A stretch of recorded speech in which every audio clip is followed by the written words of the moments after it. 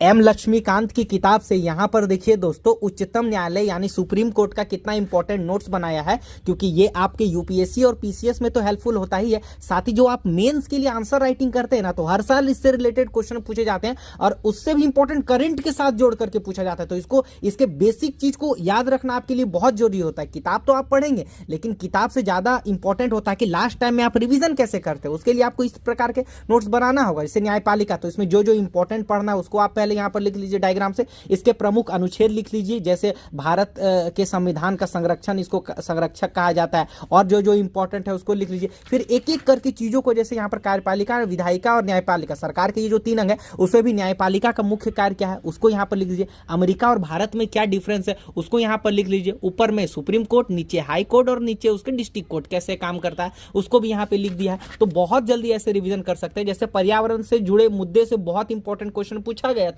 आपके यूपीएससी में। तो जैसे मौलिक अधिकार में क्या है, राज्य के नीति निर्देशक तत्व में क्या है, मौलिक कर्तव्य में कौन सा अनुच्छेद का इसका वर्णन किया गया है जो पर्यावरण संबंधी मुद्दे से, जो कि सुप्रीम कोर्ट बार बार इसमें जो है अपना जजमेंट देते हैं, उसको भी लिख दिया। फिर प्रमुख मामला हो गया MC मेहता मामला वगैरह। फिर भारत में न्यायपालिका की संरचना को यहाँ पर बहुत अच्छे से लिख दिया। फिर यहाँ पर जैसे उच्चतम न्यायालय, जिला न्यायालय और अधीनस्थ न्यायालय, उसको यहाँ पे लिख दिया है। फिर यहाँ पर अनुच्छेद 144 का वर्णन जो इससे रिलेटेड है। भारत और अमेरिका न्यायपालिका में क्या क्या डिफरेंस है देखो, उसको यहाँ पे लिख दिया। तो उसको भी आप बहुत अच्छे से पढ़ सकते हैं। तो ये भी बहुत ज्यादा इंपॉर्टेंट होता है। तो वीडियो पसंद आती है तो लाइक करना। परामर्श पर विचार क्या क्या होता है, प्रथम न्यायाधीश मामला, द्वितीय न्यायाधीश मामला, तृतीय न्यायाधीश मामला, चतुर्थ न्यायाधीश मामला में क्या क्या जजमेंट आया था, इससे प्रीलिम्स में बहुत सारे इंपॉर्टेंट क्वेश्चन पूछे जाते हैं। तो इसको भी आप लिख लेना अपने कॉपी में। फिर यहाँ पर कॉलेजियम प्रणाली क्या है, अभी हाल ही में ये चर्चा में भी रहा था, तो इससे ना रिलेटेड बहुत इंपॉर्टेंट आपके क्वेश्चन बनते हैं। फिर यहाँ पर न्यायाधीशों की योग्यता और कार्यकाल और उसको हटाए जाने पर यहाँ पर कितना अच्छा नोट्स बनाया।